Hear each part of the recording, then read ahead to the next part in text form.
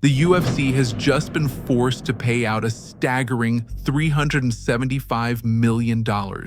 For over a decade, the world's largest MMA promotion stood accused of running an illegal monopoly, a scheme to systematically suppress fighter pay, while its own value skyrocketed into the billions. Now, the bill has finally come due. We are going inside the secret courtroom deals and following the money from this decade-long legal war all the way to the multi-million-dollar checks now heading to legends of the sport. But this is only half the story. That money is for past damages, and the system that created them, it's still in place. This isn't just about back pay anymore.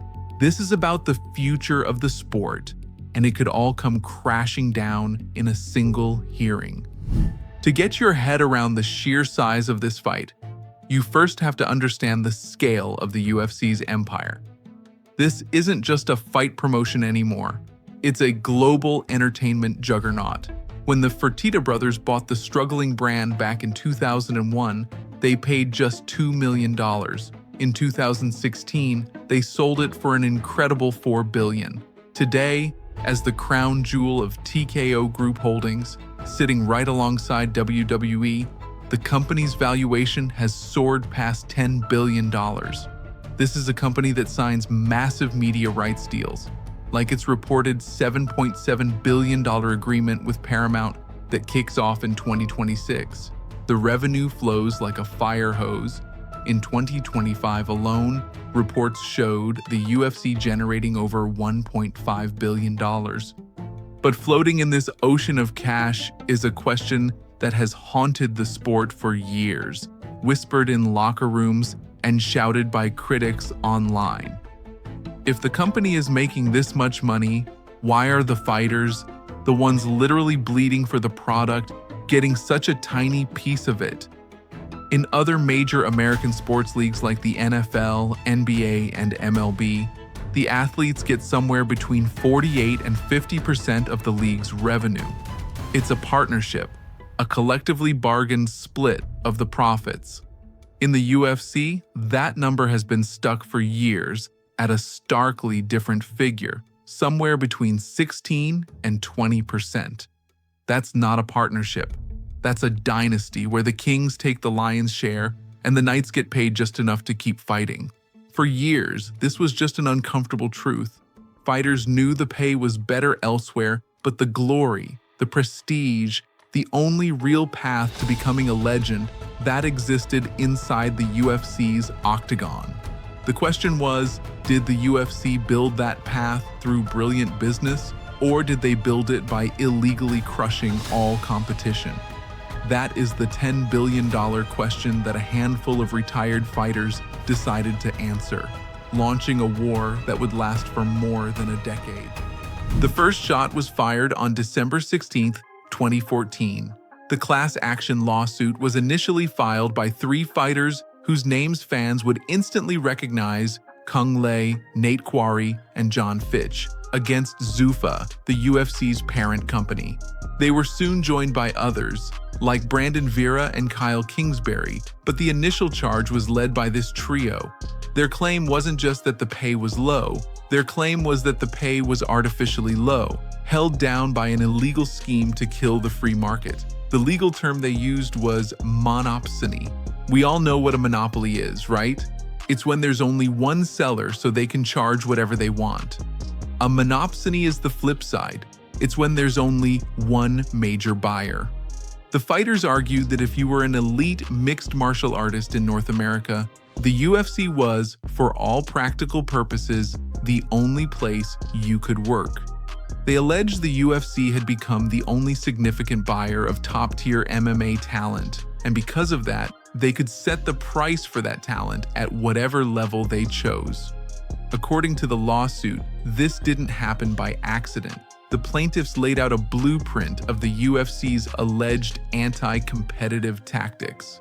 First, there was the strategy of buying up the competition. The UFC didn't just beat its rivals, it bought them and shut them down. Promotions like Pride FC and Strikeforce, which were legitimate competitors with their own stars, were purchased and absorbed. This removed any other high-level places for fighters to go. Then came the contracts. The lawsuit painted a picture of exclusionary contracts that basically trapped fighters in the organization. These weren't your typical agreements. They had clauses that gave the UFC immense power, like the infamous Champions Clause. This said that if a fighter held a championship belt when their contract ended, the contract automatically extended, pretty much stopping a champ from ever hitting the open market to see what they were really worth. The contracts also had matching rights and other restrictive clauses that made it incredibly hard for a fighter to ever truly become a free agent, creating what a court would later call effectively perpetual agreements. The plaintiffs argued this 1-2 punch of eliminating rivals and locking down talent created a system where fighters had zero leverage. You either took what the UFC offered, or you didn't fight at the highest level of the sport. Of course, the UFC had its own story. Their defense was that they didn't suppress the market, they created it. They took a niche, bloody sport that was banned in most states and turned it into a global phenomenon. They argued that other promotions like Bellator and the PFL did exist, providing competition. And all the money they made, it was reinvested into building the brand and marketing the fighters. In their view, they weren't a monopoly, they were just the best. For 10 years, those two stories would clash in a brutal legal war. The wheels of justice turned slowly, and a case this huge was always going to be a war of attrition. For years, the lawsuit ground on through motions and procedural battles, a fight happening not in an octagon, but in stuffy law offices and quiet courtrooms. For much of that decade, it was unclear if the fighters would ever get their day in court. The UFC fought tooth and nail to stop the case from getting class action status, which was the only way the original plaintiffs could represent the entire group of over 1,000 fighters. Then in August of 2023, the breakthrough. In a momentous ruling, U.S. District Judge Richard Boulware granted class certification. This was the turning point. Judge Boulware didn't just certify the class, he issued a scathing order stating that the plaintiffs had shown that the UFC willfully engaged in anti-competitive conduct. He validated the fighters' core arguments, writing that they were trapped by Zuffa's contracts and that the company had unfettered power and opportunity to suppress fighters' compensation. With a trial date now on the calendar and a judge who seemed very sympathetic to the fighters' case, the UFC's position was suddenly weak. The risk of a jury trial where they could be hit with damages up to $1.6 billion finally pushed them to the negotiating table. An initial settlement of $335 million was offered to cover both the Le case, fighters from 2010 to mid-2017, and a second lawsuit, the Johnson case, fighters from 2017 onward. But Judge Boulware, who had said he wanted to see life-changing money for the fighters, rejected it. He was worried the amount wasn't enough and that lumping the two cases together was unfair. Forced back to the drawing board, the UFC came back with a new, cleaner offer, $375 million to settle the Lee case exclusively. The Johnson case, the fight for the current generation, would continue on its own. This time, the deal stuck. On February 6, 2025, Judge Boulware gave his final approval. After more than 10 years, the first battle was over. A $375 million settlement is a massive headline, but for the 1,100 plus fighters in the class, the real question was simple. How much of that is actually coming to me? First, the lawyers get their cut. The firms that funded this decade-long war did so on contingency, taking on all the financial risk for a percentage of the winnings. After their fees, the net amount for the fighters was around $250 million. From there, a complex formula was designed to figure out who gets what. The math was based on a fighter's activity between December 2010 and June 2017, using a percentage of their total earnings, plus a flat amount for each fight. When the estimates came out, the numbers were stunning. The average payout was projected to be around $250,000. For a fighter who only had a few bouts, this was life-altering money. The plan even set a minimum payout of around $15,000, making sure everyone got something meaningful. But for the bigger names of that era, the payouts reached the stratosphere. Court filings showed that about 35 fighters were expected to get checks for over $1 million each. Around 100 were projected to get more than $500,000, and over 200 were in line for more than $250,000.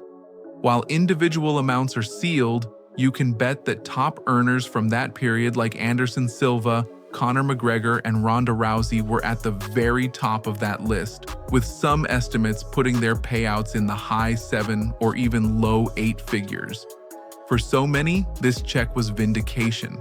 It was validation for years of struggling with injuries, medical bills, and financial uncertainty. Over 150 fighters submitted statements to the court, with former champion Shane Carwin writing that the money would be a lifeline in his struggle with CTE, stating, "This saves lives."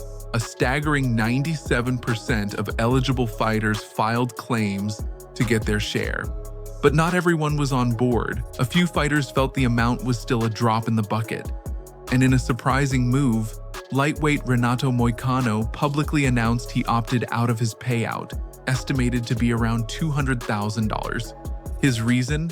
A matter of principle. He believed he signed his contracts willingly and didn't feel it was right to take the money. It's a decision that really highlights the complex feelings fighters have about the company they bleed for. So, the money for the fighters of yesterday is settled. But what about the fighters of today and tomorrow? Did this settlement do anything to change the system of contracts and control that the lawsuit challenged? The answer is no. And that's where this story takes its next and potentially most explosive turn. The $375 million settlement was a huge win, but it only covered the past. It was a check for damages done to fighters who competed up to mid-2017. Crucially, the settlement included no injunctive relief, meaning the UFC didn't have to change its business practices at all. The contracts, the clauses, the very structure the lawsuit called illegal, all of it is still in place. For fighters who have been competing since then, the battle is just beginning. This second front is a lawsuit known as Johnson vs. Zuffa, led by fighters like Kajan Johnson. This case picks up right where the Lee case left off, making the same allegations. But its goal is different. The Johnson case is about forcing systemic change for the future. They are seeking that injunctive relief, a court order that would force the UFC to change its contracts for good. And they aren't alone. The pressure is mounting. In May of 2025, 2 more class action suits were filed. The first, Serkunov versus Zuffa, specifically targets the arbitration clauses the UFC puts in its contracts to stop fighters from banding together in a lawsuit like this. The second, Davis vs. Zuffa, aims to give fighters the right to terminate their contracts after 1 year. If successful, that would create true free agency in the sport. Together, these lawsuits are a coordinated attack on the foundations of the UFC's business model. So, where does this leave us? The octagon is now a courtroom and the stakes have never been higher. A historic $375 million settlement has been paid, a measure of justice for the generation of fighters who built the sport. It's a landmark victory and an admission, in dollars if not in words, that the system was broken. Yet the machine that created that system churns on. The same contracts are being signed, the same revenue splits are in place. The fighters of today are still fighting the same battle. The Johnson lawsuit represents their hope for a different future, one with a fair share of the profits and the freedom to control their own careers. Everything now hinges on this spoliation hearing.